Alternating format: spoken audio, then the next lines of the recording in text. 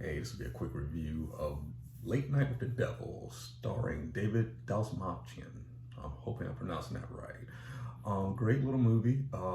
It's about a late night talk show host who, in the 70s, who's trying to boost his ratings and be the next Johnny Carson. So on Halloween night in 1977, he's gonna air this wide event, which will have three guests. One is a medium, one is a magician slash scientist who pretty much debunks or tries to debunk all magical things and supernatural entities.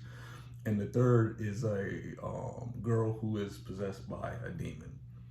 This is a great little movie. They did a really good job of capturing the aspect ratio to make it look like it's from the 70s on a TV screen. And it kind of does this back and forth. Like it'll show the actual talk show, then it'll cut to like behind the scenes, supposed to be like real time with the actors and everything. They did a really good job of doing that. It's just kind of a slow build, but the film never gets dull for me. It keeps on going, and every little piece it builds up to tell the story and the payoff at the end. So it's one of the things you really got to pay attention to everything. Even like when they cut to cut to commercial and like the little screen they show saying we'll be right back. There's little images in that kind of play out at the end of the film as well. But I like it.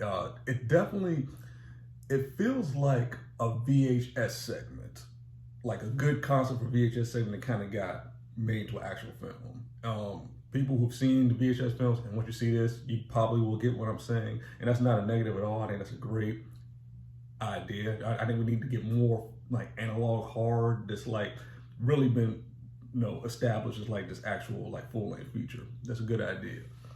I'm not giving anything away aside from just there's a lot of crazy shit that happens, especially as it escalates towards the end. I know some people may be divided on the third act. I feel, because I make films myself, I think it was a budgetary decision. Like they just kind of didn't have the money to really do what they wanted to do, so we got like a condensed version of that. But aside from that, everything was great. Like I said, David was a great lead. I'd like to see him in more leading roles. We've seen him for years as like the secondary character, back, or like this weird little quirky roles. But in this, he really showed he got the chops to carry a film. Really good special effects, practical and digital. But again, they used the 70s aesthetics to their advantage to make everything to me convincing. But definitely check it out. I do believe that the ending is kind of a mind warp. It gets crazy, but in a good way for me. But definitely check the movie out. Highly recommend it. Shudder's been kicking ass lately. Last year we had what was it?